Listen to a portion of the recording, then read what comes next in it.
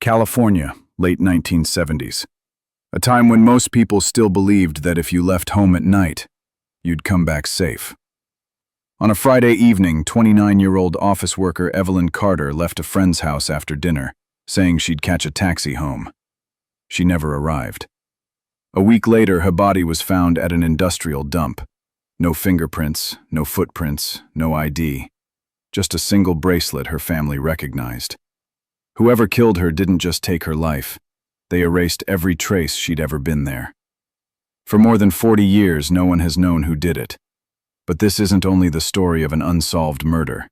It's the story of a detective who hunted her killer for his entire career, and in the process, caught a completely different serial killer. Yet Evelyn's murderer is still out there, and the question remains, how do you kill someone and erase them from existence? You're listening to Vanished Crime Cases, where every case is real, every detail matters, and every unanswered question is one we refuse to let go. We dive deep into true crime cases from across America, bringing you the facts, the context, and the stories that still haunt those left behind. If you want more stories like this, the cases that demand answers, the investigations that span decades, hit subscribe, turn on notifications, and join us as we uncover the crimes that time tried to forget. Now, let's go back to that Friday night in 1978 and the last hours of Evelyn Carter's life. California, late 1970s. The decade was winding down, but in Los Angeles there was still the hum of something restless in the air. The war was over, the protests had quieted. The city had shifted from the turbulence of the 60s into a kind of casual optimism. The streets were a blend of the old and the new. On some corners you could still find a family-owned diner that had been there since the 40s, serving coffee in heavy white mugs.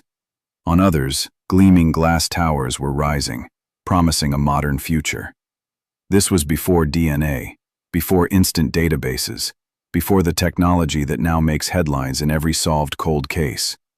In 1978, solving a murder meant relying on what the eye could see, what the hands could collect, and what the human memory could recall. A fingerprint, if you could find one, a fiber, if you were lucky, and the hope that someone somewhere had seen something they would remember later. If those traces were removed, deliberately, methodically, it was like trying to chase a shadow in the dark. Los Angeles lived for the night. When the sun slid into the Pacific and the last gold light vanished behind the skyline, the city didn't quiet down. It woke up. Neon signs buzzed to life. Music spilled from club doors. The smell of late-night tacos drifted from sidewalk stands. Women walked in groups or alone, slipping in and out of bars and movie theaters, heels tapping against the sidewalk. Men leaned against brick walls, smoking and watching the street like a slow-moving play. There was danger here, sure. Every city has it. But for most people, it was an abstract thing. Something that happened in bad neighborhoods, to people who made bad choices. Not here. Not to them. For young women in particular, there was a freedom that feels almost impossible to imagine now. They could leave a bar at midnight and stroll home under the glow of street lamps, catch the late bus without checking over their shoulder, stay for just one more drink without worrying what time it was. Friday nights were rituals. Meet a friend, share a meal, maybe catch a show, maybe not. The night was wide open, and the city felt like it was theirs to explore. It was that sense of ease, that belief in safety, that made what happened to Evelyn Carter so devastating. Evelyn was 29, not famous, not wealthy, not the kind of person who made enemies. She worked as an administrative assistant at a mid-sized import-export company in downtown Los Angeles, the kind of job that required precision, balancing invoices, handling calls from overseas clients, making sure every number matched on every page. It wasn't glamorous, but Evelyn was good at it. She liked the order of it, the way each day had its rhythm. She lived alone in a one-bedroom apartment in Westwood, with a small balcony where she kept 2 potted plants she never quite managed to keep alive. The rent took a good portion of her paycheck, but the neighborhood was worth it. Close to bus lines, quiet at night, and just far enough from downtown that she could breathe. Her friends described her as independent. If she wanted to see a movie, she'd go, whether or not anyone else was free. If she wanted a new job, she'd look for it.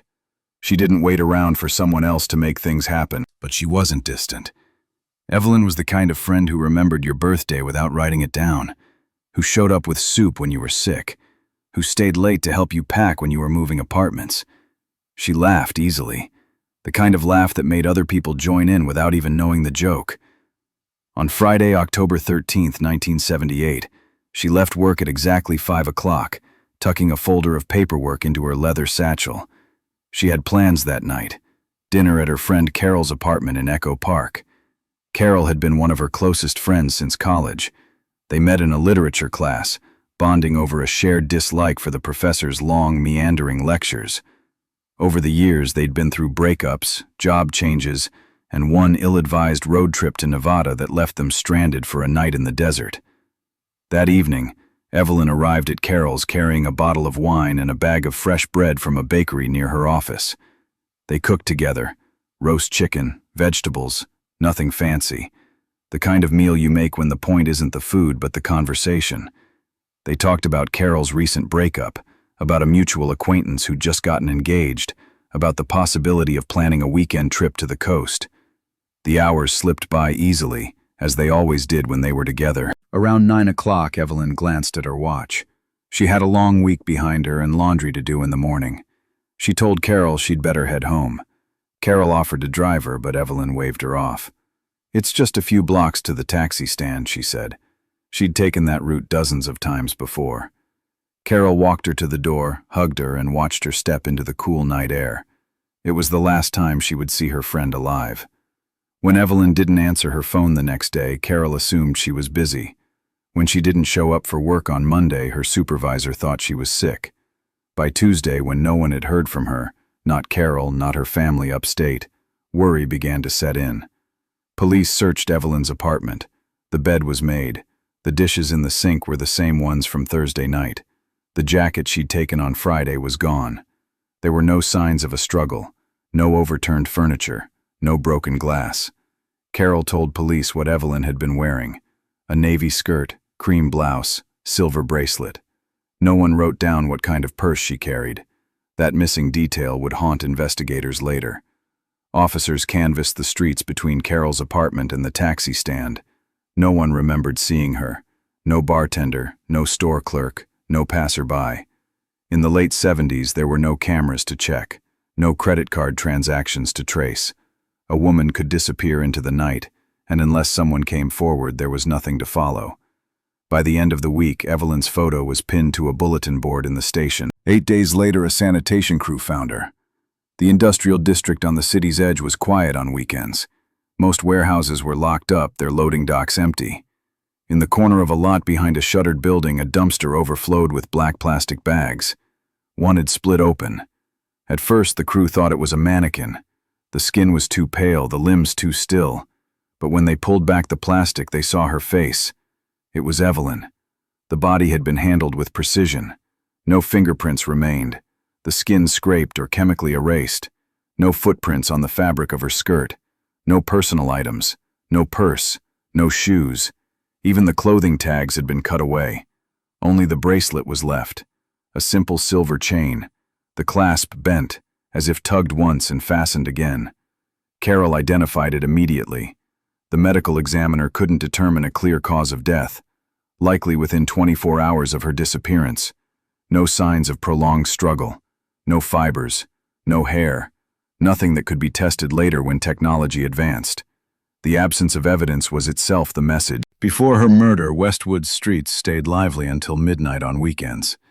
After, they grew quieter. Women in their 20s arranged rides home instead of walking. Parents called their daughters earlier just to make sure they were inside. Bars noticed more empty seats after 10. It wasn't fear of a known killer. It was fear of an unknown one. Someone who could take a woman from the city's streets and leave nothing behind. The city still looked the same. The sunsets still turned the sky gold and pink. The freeways still jammed with cars every morning. But something had shifted. Los Angeles no longer felt like it belonged to everyone. And it all began with the night Evelyn Carter didn't come home. Evelyn Carter's absence began so quietly that for the first day, it barely seemed like an absence at all. On Friday night, she had left Carol's apartment in Echo Park with the easy assurance of someone who knew her own city. The conversation had been warm, the wine light, the streets familiar. "I'll catch a taxi," she'd said, stepping into the cool air, her silver bracelet glinting once under the street lamp before she disappeared into the night. It was not a dramatic exit. No one imagined that in that moment something irreversible had already begun. Saturday morning, Carol rose late. Sunlight striped the floor through the blinds and the air smelled faintly of last night's roast chicken. She dialed Evelyn's number without thinking, the way you call a friend to see if they want coffee. The phone rang and rang. She hung up, not counting the rings. Maybe Evelyn was out at the market, still asleep or curled up with a book. In Los Angeles, weekends had a way of swallowing time. People drifted between errands and visits, hours slipping by without notice. By afternoon, Carol tried again. This time she let the line ring longer, leaning against the counter with the receiver pressed to her ear. Nothing. She pictured Evelyn in her Westwood apartment, maybe in the shower, maybe down the street picking up groceries. It wasn't like her to ignore a call, but it also wasn't cause for alarm. Not yet. That evening, the city around Carol came alive. She heard the music from the bar on the corner, saw couples laughing as they passed under her window. A group of young women in bright dresses headed toward Sunset Boulevard, their heels clicking on the pavement. Carol stayed in, the phone on the table beside her. Twice she picked it up, twice she set it down without dialing. "Don't be ridiculous," she told herself. "She's fine." Sunday morning, the silence felt heavier. Carol dialed again. This time the unanswered rings sounded sharper, as though each one confirmed a truth she didn't want to name. She thought about taking the bus to Westwood, but told herself she was overreacting. Evelyn was independent. She didn't check in every moment. Besides, maybe she was with another friend, someone Carol didn't know. In a small town upstate, Evelyn's mother tried the same call. No answer. She told her husband, who shrugged but didn't meet her eyes. "It's the weekend," he said. "She's probably out." By Monday morning, her desk at the Import-Export office sat empty. Her supervisor assumed she was sick. There was no policy requiring employees to call in before their shift started. The neat stack of pencils and the ceramic dish of paper clips were undisturbed, as if waiting for her return. Co-workers noticed her absence in passing, then turned back to their own work. That afternoon, Carol phoned the office. When she learned Evelyn hadn't been in since Friday, the air seemed to drain from her lungs. She called Evelyn's parents. "She hasn't been to work," she said. "No one's seen her." There was a long pause on the line, then her mother's voice. "That's not like her." By Tuesday morning, 3 full days since Evelyn had last been seen, they agreed it was time to call the police. At the precinct, the desk sergeant took the report without urgency. In 1978, a missing adult, especially a young woman, was rarely treated as an emergency. The prevailing assumption was simple. She left on her own. Maybe she went to stay with a boyfriend, maybe she needed space. Officers had seen it before, people walking away from their lives for reasons that made sense only to them. "She'll turn up," was the unspoken refrain. 2 uniformed officers visited Carol's apartment. She told them everything: the dinner, the wine, the conversation about weekend plans, the way Evelyn had glanced at her watch, the hug at the door. She described Evelyn's outfit in detail: navy skirt, cream blouse, silver bracelet. They jotted it down. She mentioned the purse Evelyn always carried. The officers nodded but didn't ask for a detailed description or brand. It was a small omission, one of several that would come to haunt the investigation. From there, the officers traced the short route from Carol's building to the taxi stand. The sidewalks were clean, unremarkable. No dropped scarf or shoe, no overturned trash can, no signs of a scuffle. They stopped at the corner store. The clerk didn't remember seeing Evelyn that night. Fridays were busy and faces blurred together. At the taxi stand, the handwritten log for that night was incomplete. Some fares were noted, others missing entirely. No Evelyn Carter appeared on the list. A woman walking her dog thought she might have seen a dark sedan idling by the curb around that time. She couldn't recall the license plate or make, just the shadowy shape, the faint rumble of the engine. The bouncer at a nearby... Back at the station, the case landed in a low-priority stack. No blood, no body, no proof of a crime. The working theory? She'd left voluntarily. By Wednesday, Evelyn's parents were in Los Angeles. Her mother brought a framed photograph, Evelyn on a beach, hair windblown, smiling. She placed it on the kitchen table as if to remind everyone that this was a person, not a file. Her father was quiet, his jaw tight, as he asked what the police were doing to find her. The answers were vague: interviews, canvassing, follow-ups. The search of Evelyn's apartment revealed little. The bed was neatly made. The dishes in the sink were from Thursday night. Unopened mail lay on the counter. Her jacket, purse, and keys were gone, items she would take if she planned to come home. There were no signs of forced entry, no signs of a struggle. It was as if she had stepped out for a short walk and simply never returned. Carol replayed Friday night in her head. Had Evelyn seemed distracted? No. Had she mentioned meeting someone? No. The last image she had was of Evelyn walking away, the silver bracelet flashing once under a street lamp. Flyers went up in Westwood and Echo Park. Evelyn's smiling face above the word missing in bold black letters, her description, the clothes she wore that night. People glanced at them and moved on. The police rechecked taxi records, but drivers often forgot to log fares, especially late at night. Unlicensed gypsy cabs operated freely, picking up passengers outside the official stands. It was possible Evelyn had climbed into the wrong car. Carol began calling hospitals. None had admitted a woman matching Evelyn's description. She called the morgue. Nothing. By Friday, a full week since she left Carol's, there was still no sign of her. The family pressed for updates. The answers were the same. Nothing new. The tension in Carol's apartment was suffocating. Evelyn's mother sat at the kitchen table, the phone in front of her, waiting for it to ring. Her father paced the floor. Carol sat with them, eyes fixed on the door as if expecting it to open. That weekend, volunteers organized a search. They combed alleyways, empty lots, parking garages. They found nothing belonging to Evelyn. Each time someone called out, "I found something," hearts leapt. Only by Monday, 10 days had passed. That morning, a sanitation worker on the industrial edge of the city phoned the police. He and his crew had been clearing trash from behind a shuttered warehouse. In the far corner of the lot, a dumpster was overflowing. One of the black plastic bags had split open. Something pale showed through. At first, they thought it was a mannequin. But mannequins don't have bent silver bracelets clasped around their wrists. It had been 10 days since Evelyn Carter vanished without a trace. Now, at the bottom of a garbage bin on the edge of Los Angeles, she had been found, not walking into her apartment, not calling from safety, but lying in the refuse of the city, every trace of her identity meticulously stripped away. The morning began gray. A thin layer of marine fog had rolled inland from the Pacific, settling over the industrial outskirts of Los Angeles like a damp blanket. The air smelled of oil, rust, and the faint tang of decaying garbage. Beyond the city's bright skyline, this part of town was a world apart, a place of crumbling warehouses, cracked asphalt, and endless rows of dented metal trash bins. Few people came here unless they had to. At 6:17 a.m., a city sanitation crew pulled into an alley between two abandoned storage facilities. The trucks rumbled to a stop, hissing as the air brakes locked.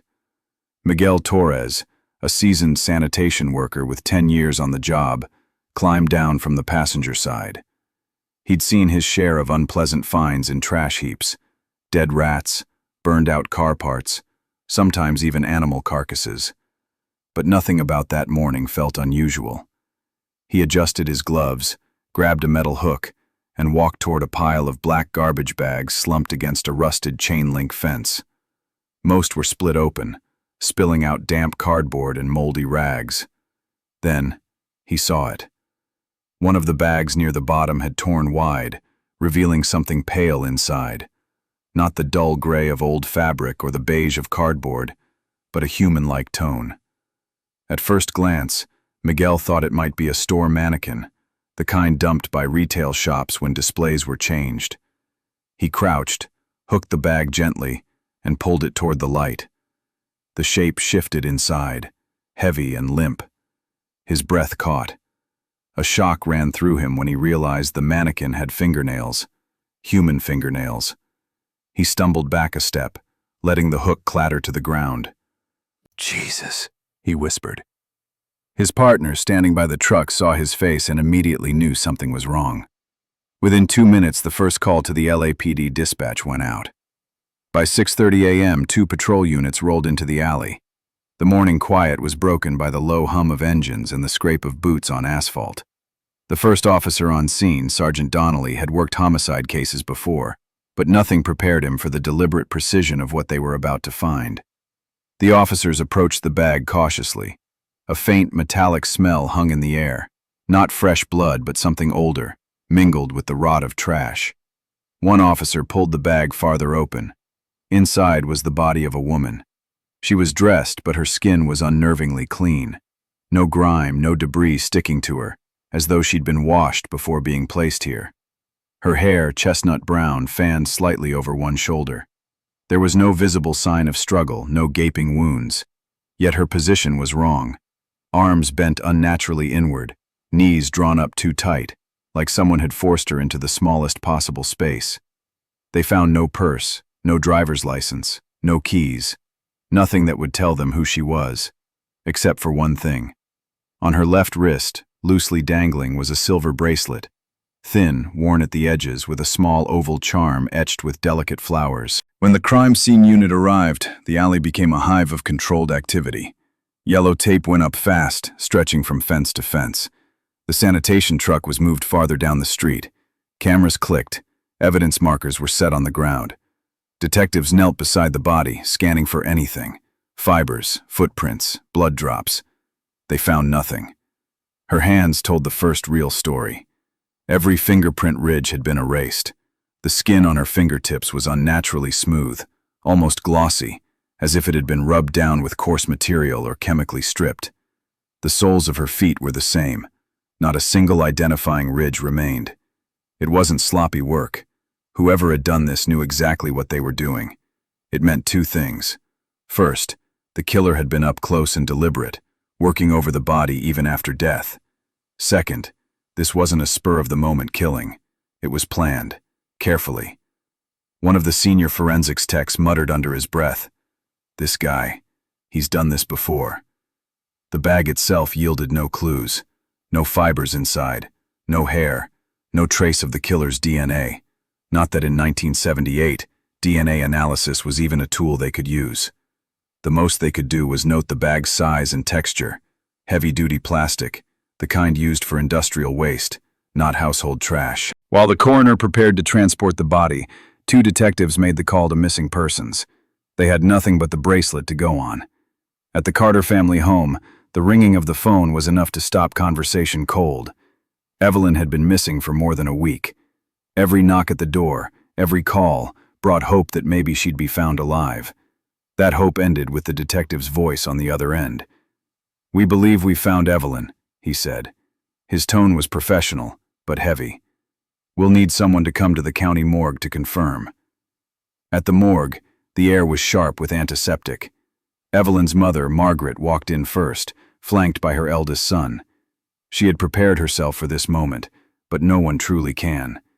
When the attendant pulled back the white sheet, Margaret's eyes went not to Evelyn's face, but to her left wrist. The bracelet. Her hand trembled as she reached out, fingertips brushing the cool silver. "I gave her that," she whispered, "her 21st birthday." Her knees weakened, and her son caught her by the shoulders. The room felt too small, the air too thin. The identification was formalized. Evelyn Carter, 29, declared deceased. News traveled fast. By the following afternoon, headlines hit the stands.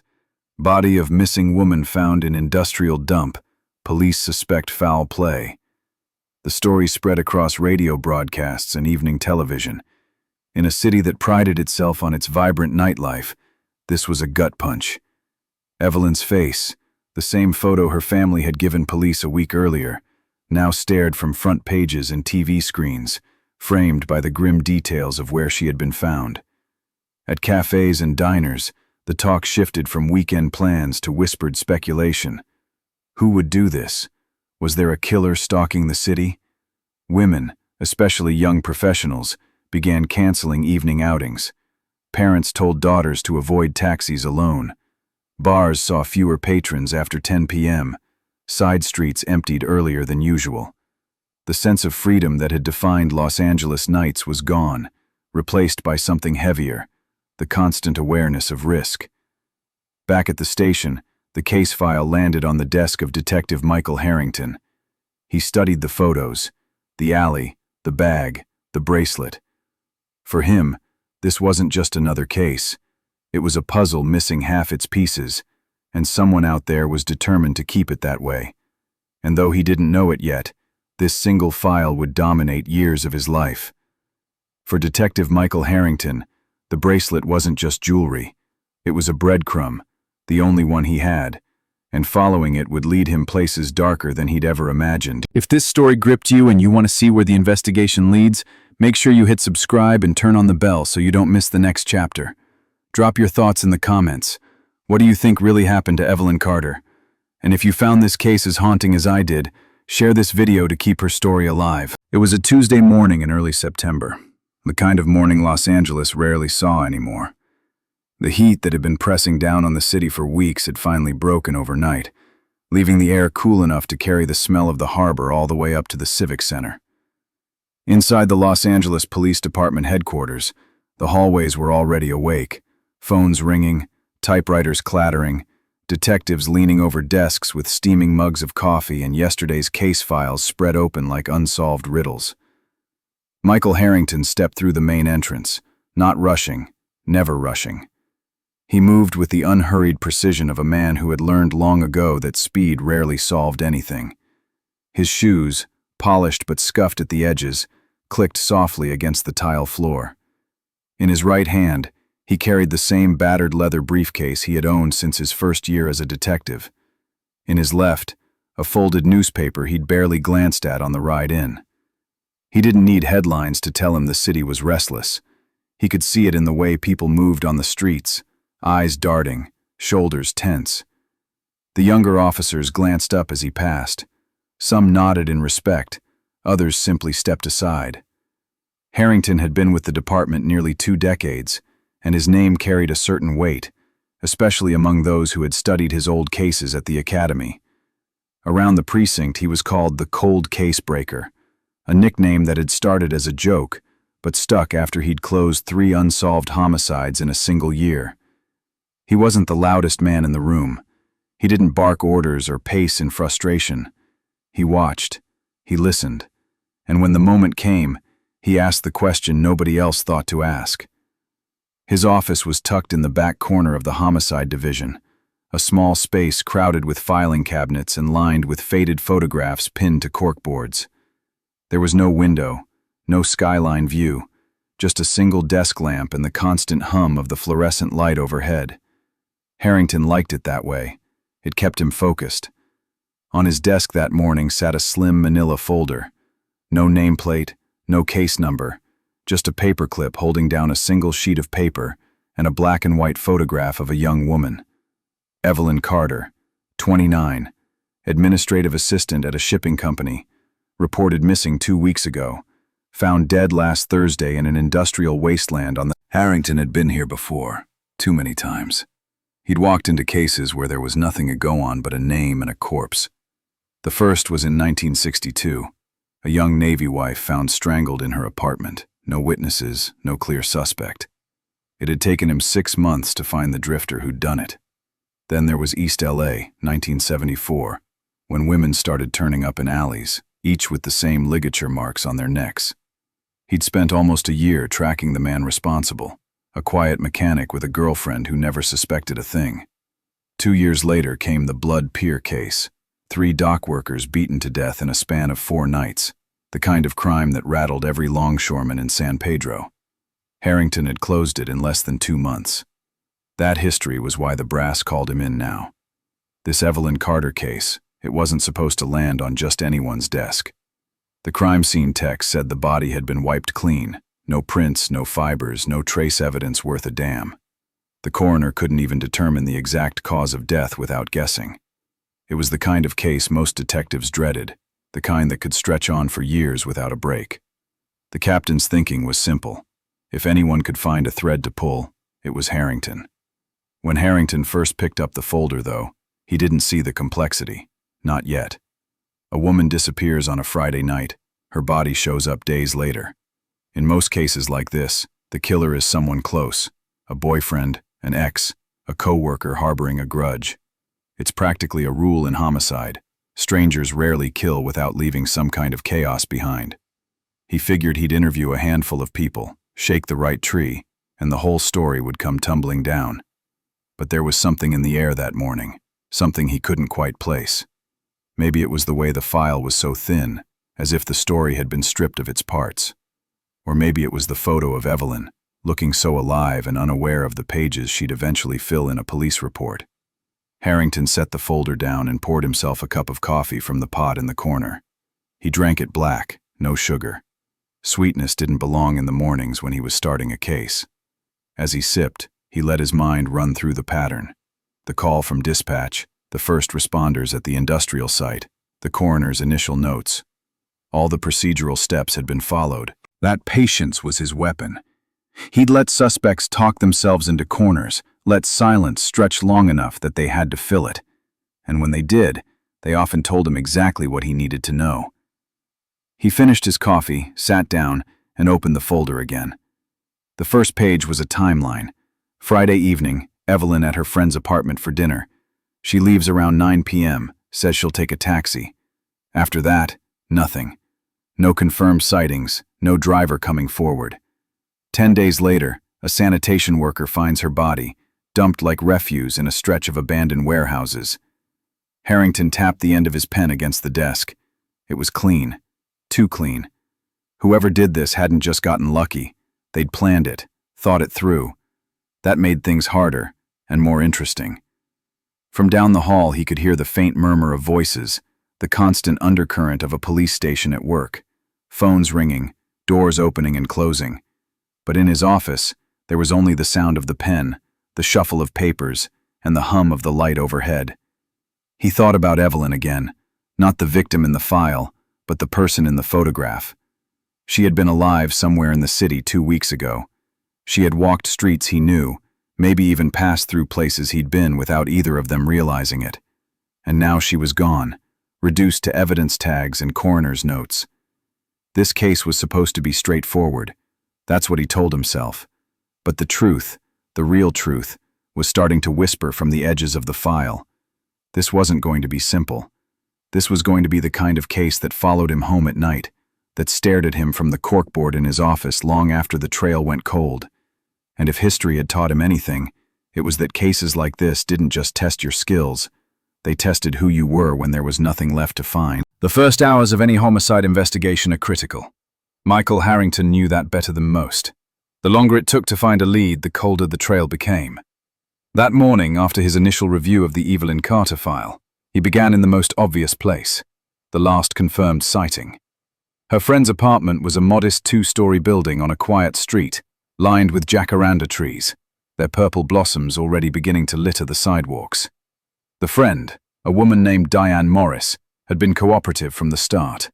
She had nothing to hide, or so it seemed. She repeated her statement as Harrington took notes. Evelyn had stayed for dinner. They'd talked about work, about a recent movie, about nothing important. She'd left around 9, saying she would grab a taxi home. Harrington pressed for details. Which direction did she walk when she left? Did she seem nervous? Was she meeting anyone? Diane shook her head to each question, her voice steady but her hands fidgeting with the hem of her sweater. Outside, Harrington walked the same path Evelyn would have taken to reach the nearest intersection. The street was dimly lit, with only a few houses showing signs of life that Friday night.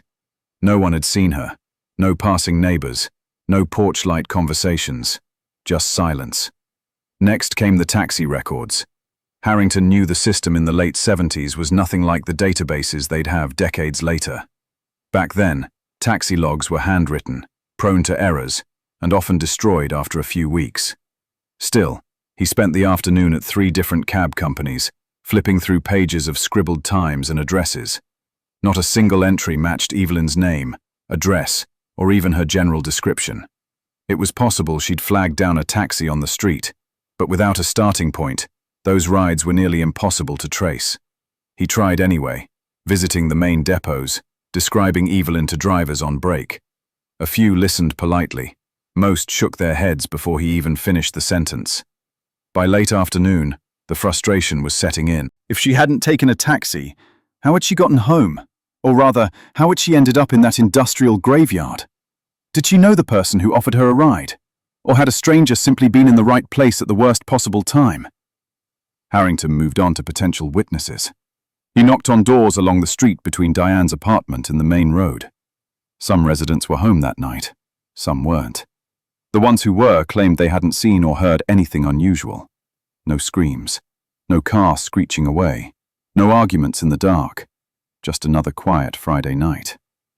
The truth was, in that era, Los Angeles had entire neighborhoods without a single security camera. Convenience stores, banks, and government buildings might have them, but residential streets were blind spots, places where things could happen and vanish without a trace. Harrington knew that blind spots were where predators thrived.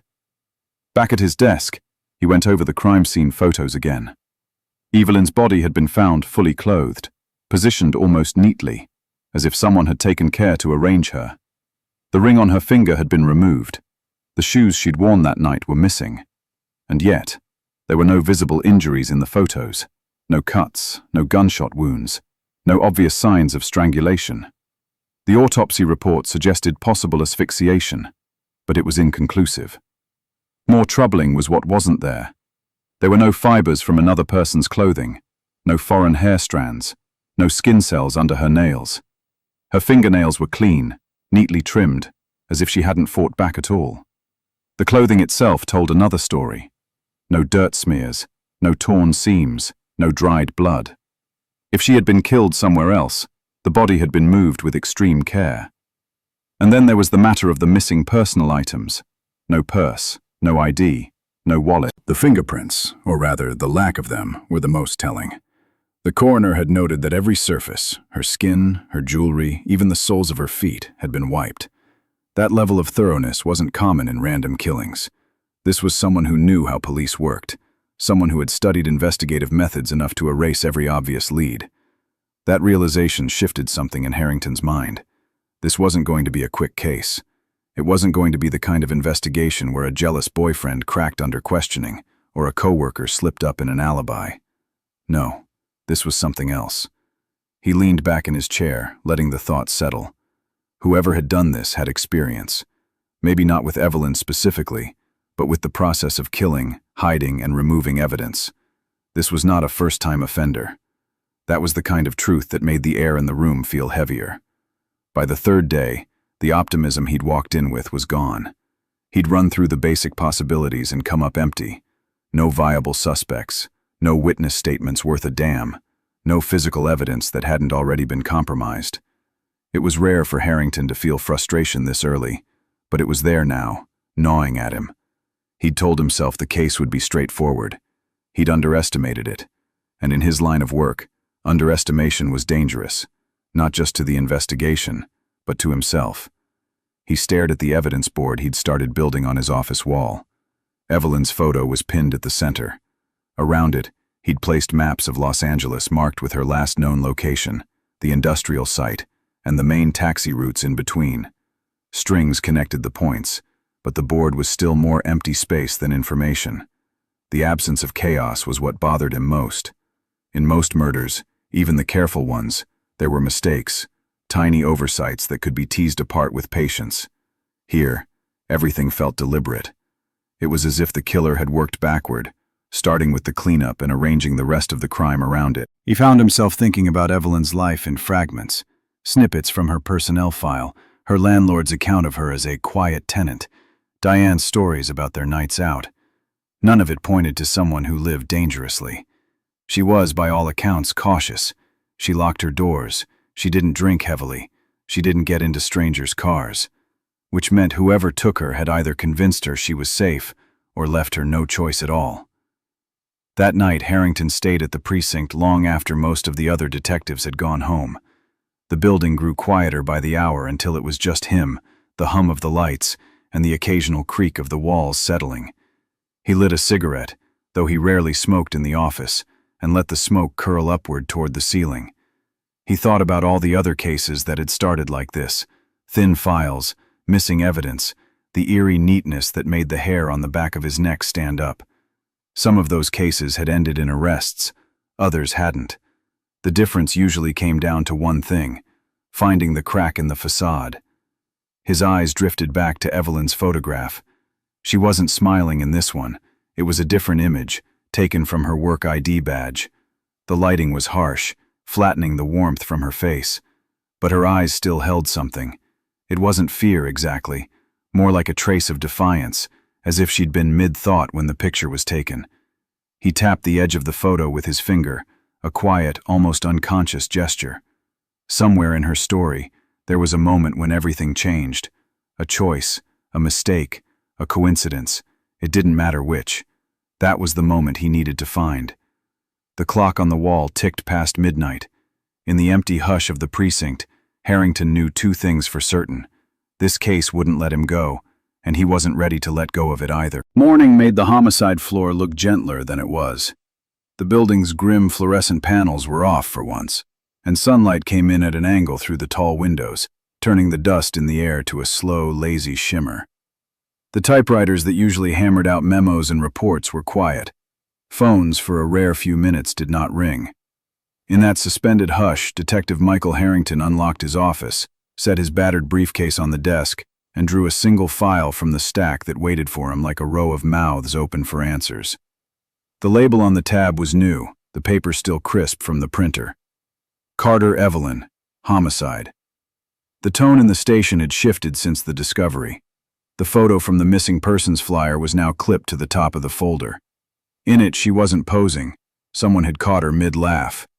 That was what struck him first, the motion that had lived there once, now sealed behind a flat gloss. He sat, rolled his chair forward until his knees touched the drawers, and opened the folder. His coffee was still too hot to drink, but he liked the warmth in his palms. It anchored him to a ritual he trusted. The first page was the condensed narrative every case began with: date of disappearance, last confirmed sighting, first report, discovery location, condition of the body, items missing. He reread it slowly, not because he needed the facts again, but because the act of reading forced him to reimagine the story in sequence. Paper became street, list became night air. Friday, friends, taxi, then the Gulf, 10 days of silence, an industrial dump, the skin scrubbed of identity, a silver bracelet the only thread back to a life. He pushed back from the desk and pinned the photo of Evelyn to an empty corkboard that still smelled faintly of glue. He drew a small circle around the word Echo Park on a map of the city, and a second circle around Westwood. A third ring, thicker, darker, went around the lot where she had been found. 3 points: the place she was last known to be, the destination she had never reached, and the graveyard of scrap where the city had finally given her back. He drew thin pencil lines between them and let the space in between stare at him. Space was where killers worked. Space and time. At 8:15, the floor began to wake. Boots scuffed the linoleum. Someone cursed at a jammed ribbon in a typewriter. The smell of burned toast drifted from a break room where the toaster had a habit of incinerating anything that showed fear. Harrington set the folder into his satchel and left the office without flipping the light. Leaving the room dim was a way to remind himself to bring something brighter back with him than he'd taken away.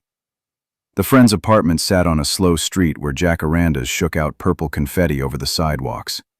On a clear morning they were beautiful.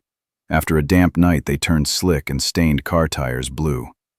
The building wasn't much: stucco walls, narrow stairways, a corridor that looked over a small courtyard with uneven flagstones where an iron chair had been abandoned to rust. Diane Morris opened the door in a sweater too heavy for the weather, and held her arms folded across her stomach like she was bracing against a wind only she could feel. She had told her story before, but Harrington let her tell it again, and this time he watched the places where her eyes went when memory stuck. The kitchen counter where a bottle of wine had left a faint ring. The entryway where a single scuff marred the paint near the latch from a night they had once fumbled the lock laughing. The stretch of hallway outside where she had watched Evelyn walk away under the street lamp. He kept his questions gentle. Had Evelyn mentioned a ride? No. A meeting? No. Had she seemed worried? No. Quiet. The way you get when you've told a day everything it can hear. What did she take with her? Purse, keys, her jacket, the bracelet. Yes, the bracelet. Diane's gaze slid toward a bowl on the kitchen counter. Inside it, a small clutch of paper slips. A habit, she explained, of writing down license plate fragments when something on the street felt off. Harrington lifted a slip and rotated it toward the light. 3 numbers. Then the smear of a pen line where the last digits should have been. She had picked up the pencil on instinct when a dark sedan idled at the curb around 9, she said. But then it pulled away, and she had laughed at herself for acting like an old woman. She'd meant to throw the slip away. She had not thrown it away. He thanked her, asked permission to take the slip, and watched the relief and shame cross her face in the same instant.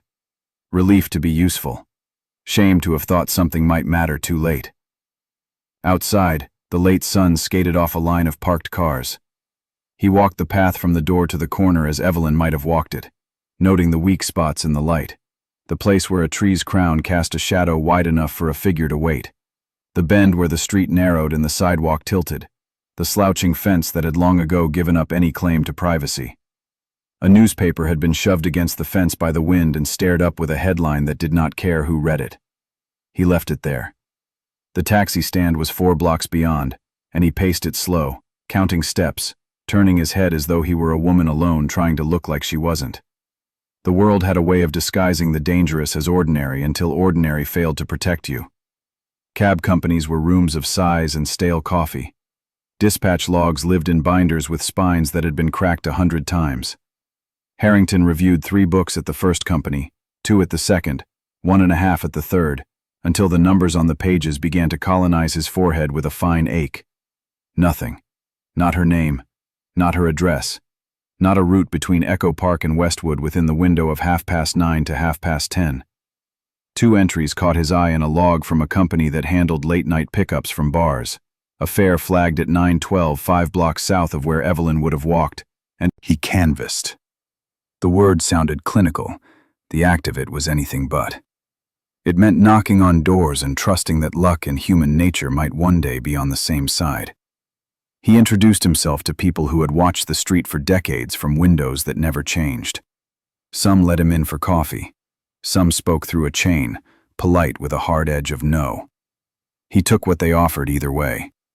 A teenage boy in a black t-shirt remembered a car with a roof light that didn't sit right, off-center, the magnet not catching. He remembered because he told his friend it looked like a fake, and the friend had said who would fake a taxi, and the boy had shrugged and that was the end of it. A woman walking a terrier recalled an engine running when it shouldn't have been. She remembered it because the dog had growled at the bumper, and she had laughed at the dog, and the dog had not stopped. A bartender remembered nothing except that Fridays were loud. A retiree 2 buildings down remembered a man smoking in a doorway across the street, and when Harrington asked what the man looked like, the retiree said, "Like a man in a doorway," and they both smiled at the failure of words to be precise when the world needed them to be. By the time he returned to the station, the day was sliding down the far side of itself, and the homicide floor had become the usual river of motion, voices rising and slapping the walls, phones insisting, the copy machine making its slow domestic hum. He pinned the slip with 3 numbers under the corner of Evelyn's photo. He drew 2 small X's on the map where the odd cab pickups had been recorded. He backed up as if he were looking at a painting about to disclose a trick only visible from 10 feet away, and waited for a pattern to lay itself down. It did not. The autopsy report arrived in a brown envelope that stuck slightly to his hand as if paper had learned to sweat. The language was exact because the work was exact, but exactness can be a mask for a kind of grief. Cause of death, undetermined. Asphyxiation possible. No definitive petechial hemorrhaging, no fractures, no obvious contusions. Fingertips and soles of feet, epidermal ridges absent. Chemical exposure suspected. Clothing intact, tags removed, no foreign fibers recovered. Hair washed, no debris. Under the nails, clean. Post-mortem interval, consistent with estimated timeline. It was as though someone had been standing over the body with a checklist not of how to kill but of how to erase. Harrington closed his eyes and let the description play out not as words but as gestures. The precise removal of identity, the careful absence of chaos. It took time to do what had been done. It took privacy.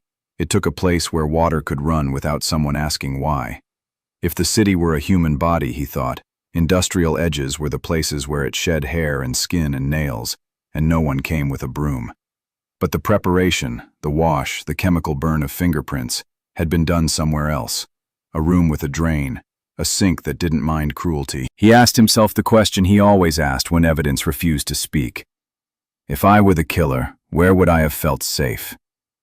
He let his pen rest on the map at the heart of that question and traced the mature arteries of the city.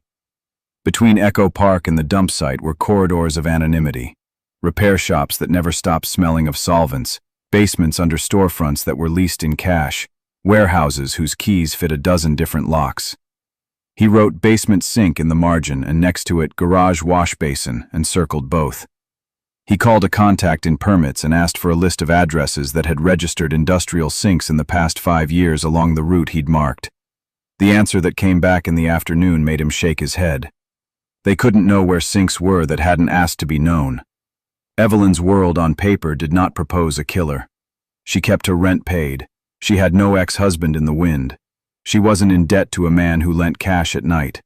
She had a job that did not put her in the path of people who believed that the world owed them blood.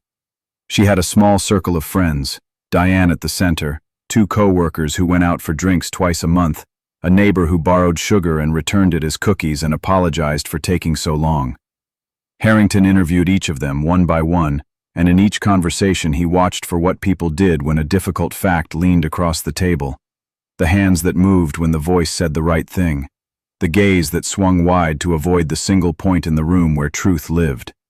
He found fatigue, sorrow, flashes of impatience with the police, one startling burst of anger from a co-worker who said, "If you'd listened the first time she was missing, she might still be alive." He let the anger land. He did not defend the department. Sometimes the worst thing you could do for a living was remember where you work. He asked small questions, the kind that often turned locks. What time did she usually leave the office? Did she ever take the long way home to walk off a day? Was there a cab company she preferred? Did anyone ever wait for her outside the building, someone who wasn't there for anyone else? He mapped her habits until they made an outline he could memorize. She liked to walk 2 blocks out of her way for a bakery that sold bread late. She read on the bus sometimes and missed her stop and laughed about it. She once reported a man who followed her into a store. It turned out he had followed the wrong woman by mistake and was mortified enough to cry when the manager confronted him. Details. People committed to details, and criminals counted on detectives to be exhausted by them. Harrington was not exhausted. He fed on them. But even a man who lived on scraps needed something with protein now and then. A week into the renewed push, the case file was thicker but not heavier with hope. He had names to rule out, not suspects to rule in. He had 2 unlicensed cab routes to wonder about, and 1 half-remembered roof light that might have been a magnet, or might have been the trick of a street lamp on chrome. He had the possibility of a basement sink, and the certainty that the city protected the anonymous as fiercely as it prosecuted the known. He had a bracelet that said a mother loved her daughter at 21, and nothing that said who had thought she should not live to 30. He kept going. There was no magic to that. You moved because movement was all the job permitted you. He re-walked the streets at night, alone, to hear what the city sounded like when fear sat on its stoops. Laughter died earlier now. Bars emptied in a wave rather than a trickle. Women moved in pairs where they used to drift in ones. A man leaned on a doorway and looked up from a cigarette when he passed and then looked away quickly, embarrassed to have looked at all. City behavior changed when a murder didn't come from the usual places. People weren't sure how far to shrink to be safe. He visited the sanitation yard where the call had come from and shook hands with the men who had found her. He did not ask them to tell him again what they saw. He asked them instead about patterns in trash. What cycles do people keep? What days are heavy? When do you know a bag holds something different from what it claims? The foreman, a man with eyes trained by years of rotten calculation, said, "When it weighs wrong." He explained how plastic lies when it wraps weight, how a bundle that should bend doesn't, how the sound a bag makes when you drag it on cement changes when something inside is not willing to move. Harrington wrote it down, though he knew he would not forget it. The body had not been dumped like the rest. It had been set into the city's dead flow as though it were one more piece of what the city wished not to keep. He ordered canvases not just of the Friends neighborhood, but of the strip between there and the industrial fringes, gas stations, night shift diners, 24-hour laundromats, repair shops that closed their front doors at 6 and opened their side doors at 10. He asked for registers and got blank looks. He asked for memories and got shapes. A waitress recalled a man who wiped his hands with a towel he never put down, even when he ate. A mechanic recalled a sedan with trunk hinges that squealed, freshly greased a day later. A clerk at an all-night market remembered a woman's bracelet catching the light as she counted coins. Maybe it was the same bracelet. Maybe it was any bracelet. He was too seasoned to carve facts from maybes, but he still arranged them on the board to see if the maybes might whisper to each other in the night and become something more. The break he hoped for did not arrive. What arrived instead were the small humiliations investigations deliver to those who believe in linear progress. A lead that looked promising, an unlicensed driver rumored to work Echo Park on Fridays, turned out to be a man with a back injury who hadn't driven in months. A tip about a basement room with plumbing that smelled like a hospital led to a landlord angry about a tenant's cat.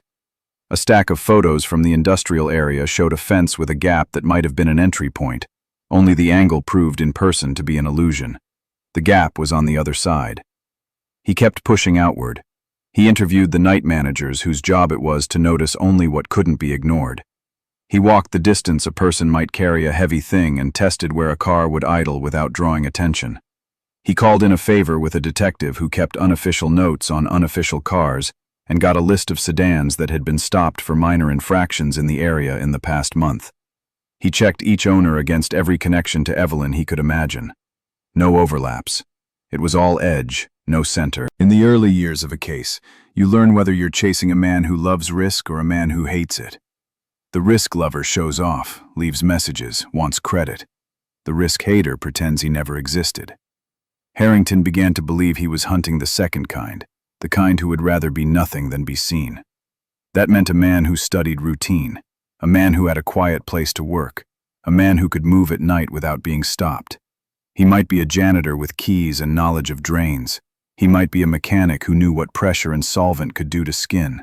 He might be the owner of a small business in a strip where no one asked how late he stayed. He might be a neighbor with a garage and a mind everyone believed they already understood. Evelyn's calendar surfaced midway through the second month of the push, a school notebook with clean pages and small notes in tidy print. Bills due, a reminder to call her mother, bread on Thursday, coffee with Diane on Friday. Nothing that hinted at a rendezvous or a fight. Nothing to explain why a woman with a life so well ordered had been taken out of the world like a line erased with a clean white block. He sat with that notebook one night longer than he meant to, running his finger down pages that seemed to beg to be meaningful and stubbornly refused. In the end, he placed it on a shelf in his office alongside the file, not because it held a lead, but because the presence of her handwriting changed the feel of the room. Cases could become ideas if you let them. Handwriting insisted that a person had lived here. The early difficulties hardened into a shape that promised to persist. Cameras were rare on residential streets then. There was no way to pull a reel of the night and scrub it like a pan for gold. Taxi logs were soft where they needed to be sharp. Unlicensed drivers scattered when questioned and regrouped in other neighborhoods. Industrial addresses were shells that housed different ventures month to month, owners on paper who were not owners in fact. The city did not care to remember details the way he did. He adapted the way he always did, by shrinking the problem to something with a handle. One of those handles was time. He built a clock face on the board and set pins for every minute between 9:02 and 9:30. Each sliver of time invited a hypothesis: who saw her, who might have intercepted her, where a car could have been waiting without being conspicuous. Another handle was proximity. He refused to let go of the idea that the killer had known the geography of that street as well as she did. That didn't necessarily mean he knew Evelyn. It meant he knew the shadows. Men who spent nights in the margins learned when lights failed and when footsteps wouldn't echo. He asked the city maintenance office for records of streetlight outages in the weeks before her disappearance. They sent a stack of forms that recorded everything and explained nothing. Outage reports without dates, dates without locations. He bent the pages under his thumb and muttered to no one, "Of course." There were moments of human clarity that did not advance the case but kept him from forgetting the stakes. Diane, who carried guilt like a weight she could not set down, began grocery shopping at odd hours because the aisles were quieter, and she didn't have to answer the question, "Any news?" A neighbor who had once borrowed sugar from Evelyn knocked on Harrington's office door with a foil tray of lasagna because detectives forget to eat. He did not, but he took it anyway and shared it with the night clerk because kindness was currency in a place that often ran on debt. Evelyn's mother sent him a letter on pale blue stationery thanking him for not letting the file close. He folded it and kept it in the notebook where he wrote questions to himself because even detectives need someone to answer to. By the end of that first year, the map on his wall looked less like a map and more like a nervous system. Thin lines branching where nerves should not exist, signals failing to meet. He had eliminated men who could not have done it and held on to shadows that might never become men. He had learned the timetables of buses that no longer ran. He had become an expert in where a woman could disappear on a well-lit street without anyone seeing why. Still, he believed in a lever he had not yet found. He believed there was a witness who had not realized they were one. He believed a clerk had rung up a purchase that mattered and forgotten the face that went with it.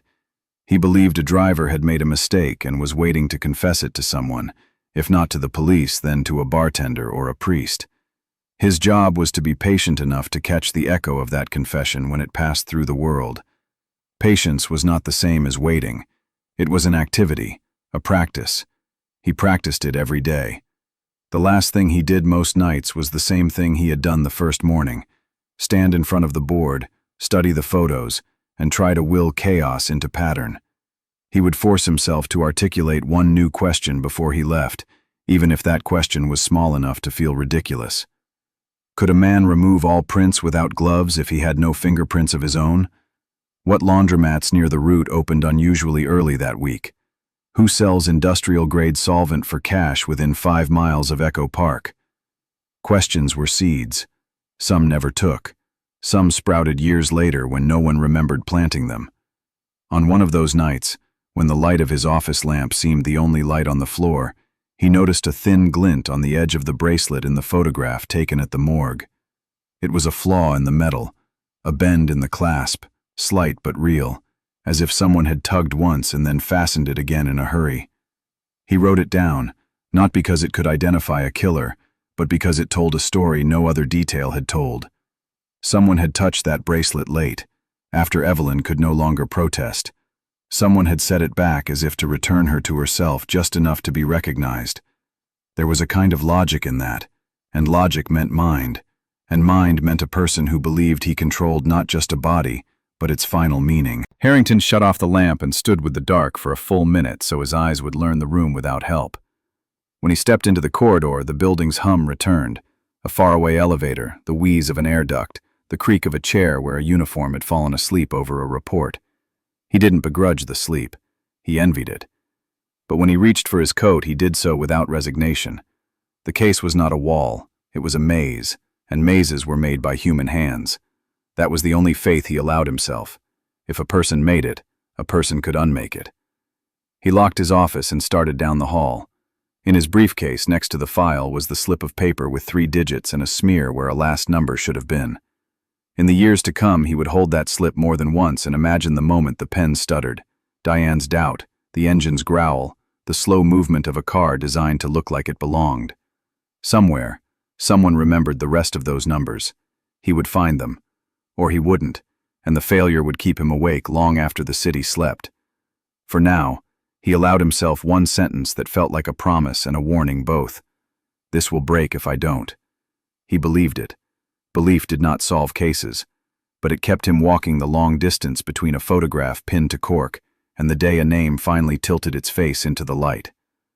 Michael stepped back into his office just once more, the habit too deep to resist, and looked at the board by lamplight.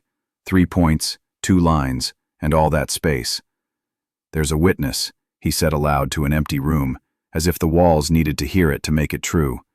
"There's always a witness."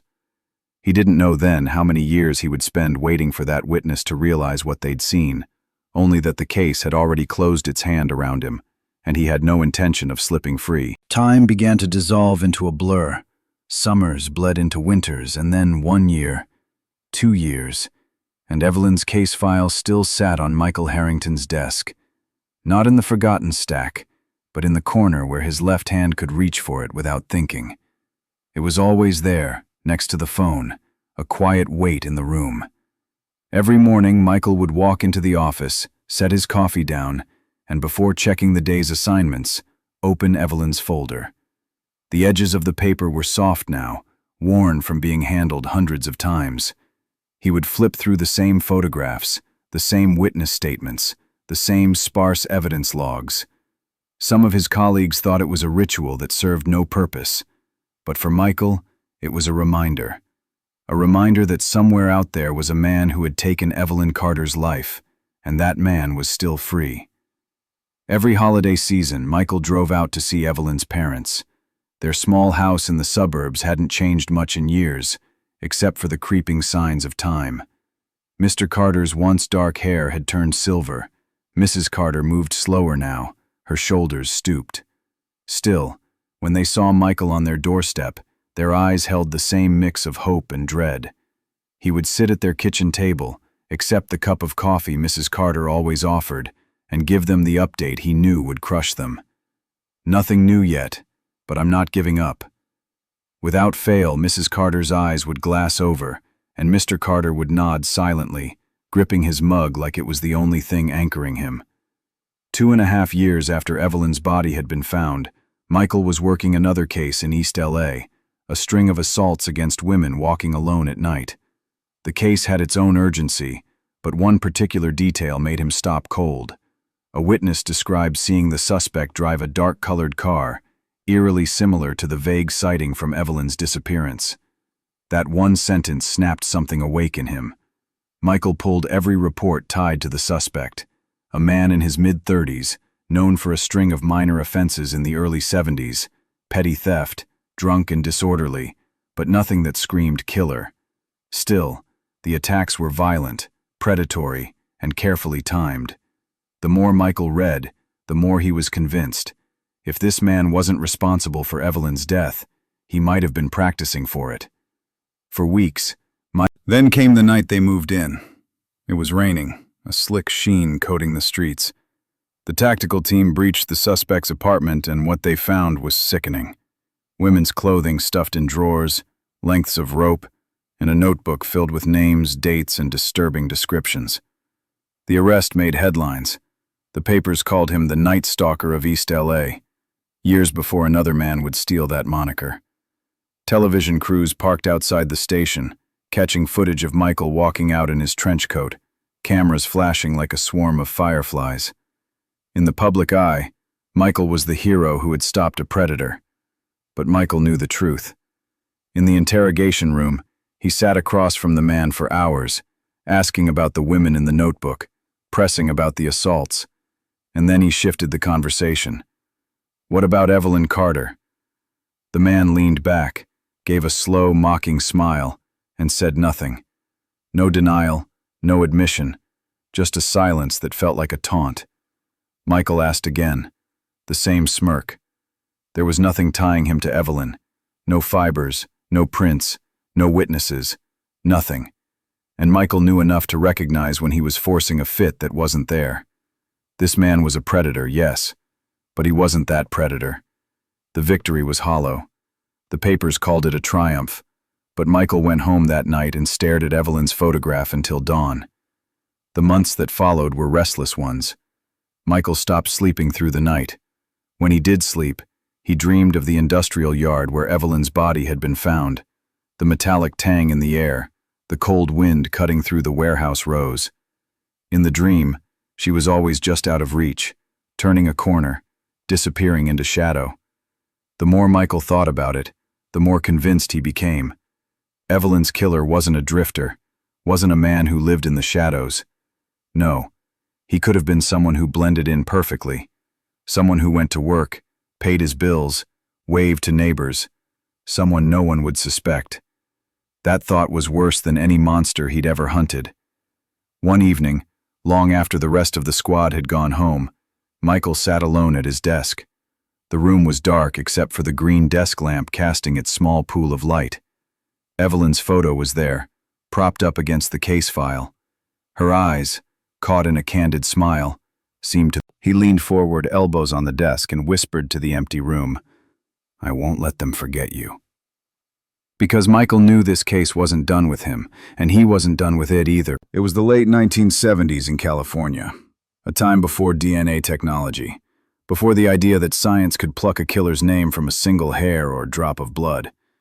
Back then, detectives worked with what they could see, what they could touch, what they could pry from witnesses. Evidence was tangible, or it was gone forever. In Los Angeles, the city was a strange blend of glitter and grit.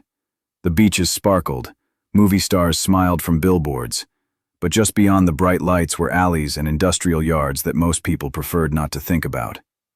Evelyn Carter lived somewhere between those two worlds. She was 29, a sharp and organized administrative assistant at a bustling import-export company. She had her own apartment in a modest but safe neighborhood, paid her bills on time, and kept a small circle of close friends.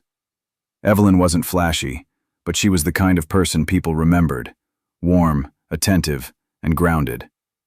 On the evening of Friday, September 14th, Evelyn went to have dinner at her closest friend's home. It was a tradition they had kept for years, an easy way to unwind after a week of work. She wore a soft cream sweater, navy slacks, and the silver bracelet her mother had given her on her 21st birthday. When she left her friend's house around 9 p.m., the night was warm, the streets quiet. She told her friend she'd grab a taxi home. No one ever saw her alive again. Back then, people in Evelyn's neighborhood believed in safety the way they believed in the weather. It was just part of life. Women walked alone at night without thinking twice. Doors were locked, yes, but out of habit, not fear. Evelyn's disappearance cracked that trust wide open. When Evelyn didn't show up for work the next morning, her boss assumed she'd caught the flu. By Sunday, her parents were calling her apartment and getting no answer. By Monday, they were at the police station filing a missing persons report. 24 hours after the report was filed, patrol officers knocked on Evelyn's friend's door. She repeated the same story. Evelyn left around 9 p.m., said she'd take a taxi, and never mentioned meeting anyone else. There was no argument, no sign of trouble. The police canvassed the surrounding blocks. No neighbors had seen Evelyn that night. The few taxi drivers they spoke to didn't recall picking her up. And in 1979, there were no street cameras to check, no digital footprints to follow. It was as if she had been erased in the space between her friend's front step and her own apartment. The lack of answers made the silence heavier. 10 days later, a sanitation worker was making his rounds in an industrial area on the city's outskirts. The morning air smelled of rust and oil. Behind a warehouse, he noticed a torn trash bag spilling pale fabric onto the gravel. When he pulled the bag open, the color drained from his face. Inside was a woman's body. Police swarmed the scene. The victim was fully clothed but had no identification, no purse, no personal items at all. There were no visible wounds from a distance. Her body was positioned deliberately, not simply dumped. Forensic technicians quickly realized something chilling. Every fingerprint had been wiped clean. No fibers, no foreign hairs, no blood from anyone but the victim.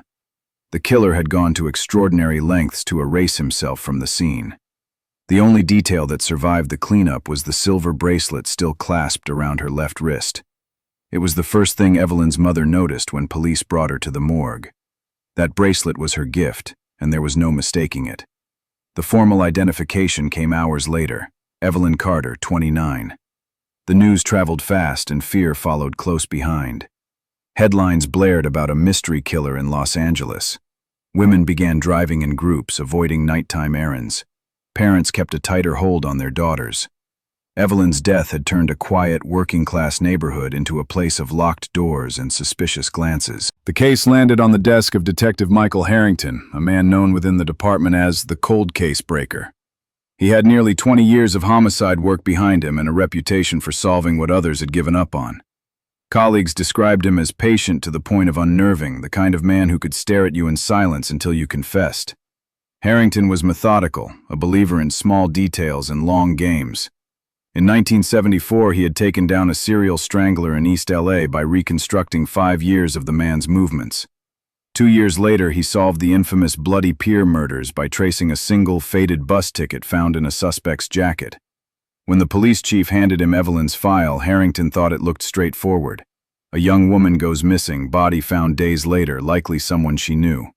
But as soon as he saw the photos from the scene, he knew this wasn't going to be easy. The killer hadn't just hidden his identity, he had systematically erased himself.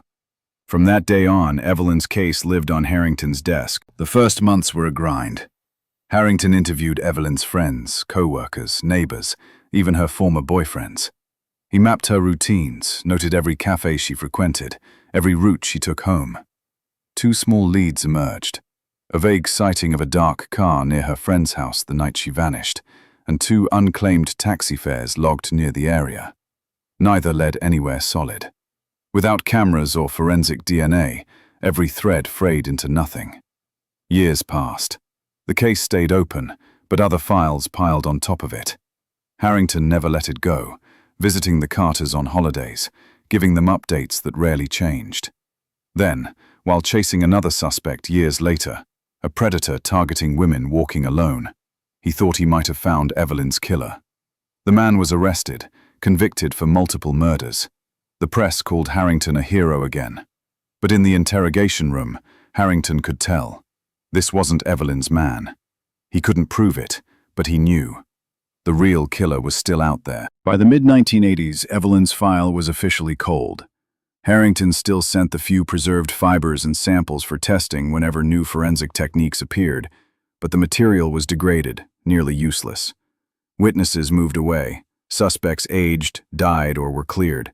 The city changed, new buildings rose where old ones had been, and with them, old memories disappeared. For Harrington, the case became less about catching a killer and more about honoring a promise. He kept Evelyn's file in his home office, the same photograph propped up beside it. When Harrington finally retired, he took the file with him. Some colleagues thought it was sentiment. Others knew better. It was obsession. He had chased Evelyn's shadow for decades, and even as he grew older, the thought lingered. The killer could still be alive, living an ordinary life. He would read over the notes late at night, running the same names, the same dates, through his mind like a prayer. He had solved so many cases, but Evelyn's absence hung heavier than any conviction. Some nights, he wondered if the truth had died with someone long buried. Other nights, he was certain the truth was still out there, waiting for the right question to be asked. And in the quiet of his home, with the file open before him, he would ask himself the same question over and over. When a case leaves no trace, no evidence, no witnesses, can the truth survive forever without ever being found? Michael Harrington's retirement ceremony was modest. A few speeches, a scattering of old case photos on a corkboard, coffee in styrofoam cups. There was applause for his decades of service, the solved homicides, the families he had given closure to. But as the crowd shook his hand, clapped him on the back, and thanked him for his work, one thing kept gnawing at him. Evelyn Carter's name wasn't on that solved list. When he left the Los Angeles Police Department for the last time, he didn't walk out empty-handed. Tucked in the worn leather briefcase he'd carried for years was the thick, weathered file marked Carter, Evelyn, 9/14/79. No one questioned it. Everyone knew that file had never left his side for long. At home, the folder went into the bottom drawer of his desk, not buried under bills or keepsakes, just resting there, always easy to reach. Some evenings he'd pour a drink, sit in the quiet, and open it again. The crime scene photos were still sharp despite the decades, the notes still written in his precise, slanted handwriting. Every line told him the same thing. The killer had been careful, deliberate, and someone who knew what they were doing. Michael's conviction never wavered. Whether the killer had gone on to commit more murders or had slipped back into the anonymity of everyday life, he believed that somewhere, maybe just miles away, there was a man who carried the weight of Evelyn's death. Or perhaps the man was dead himself, taking the truth with him into the ground. Friends told Michael to let it go, that some cases would never be solved. But for him, letting go wasn't an option. He had seen too much, too often, to believe in impossible mysteries. Somewhere, there was a detail he had missed. Somewhere, There was someone who knew more than they had ever said. Years into retirement, he would still find himself scanning faces in the supermarket, catching fragments of conversation in coffee shops, wondering if the man in line beside him had once stood in the same dark alley as Evelyn Carter. Every stranger was a possibility. Every coincidence felt like a thread worth tugging. The city had changed, streets renamed, buildings torn down and replaced, entire neighborhoods transformed. Yet to Michael, certain places remained frozen in time. The stretch of road where Evelyn might have walked that night, the industrial yard where her body had been found. He drove past them sometimes, parking. In his mind, the case wasn't cold. It was simply waiting. Even in the quiet hours, he could hear Evelyn's parents in the early days of the investigation asking the same questions over and over. Why her? Why there? Why now? And he had no answers. Only the file, the photographs, and his own restless determination. The file was still in the drawer the night Michael died, years later. When his family went through his belongings, they found it exactly where he had kept it, still in perfect order.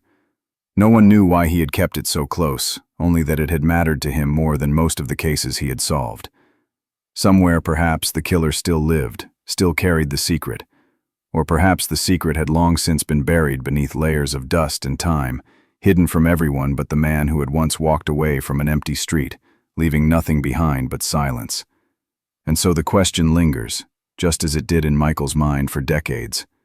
When a case leaves no trace, no evidence, no witnesses, can the truth survive forever without ever being found? If Evelyn Carter's story stayed with you, share it.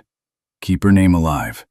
Somewhere out there, someone knows what happened that night in 1979. One conversation, one memory, one overlooked detail could finally bring answers.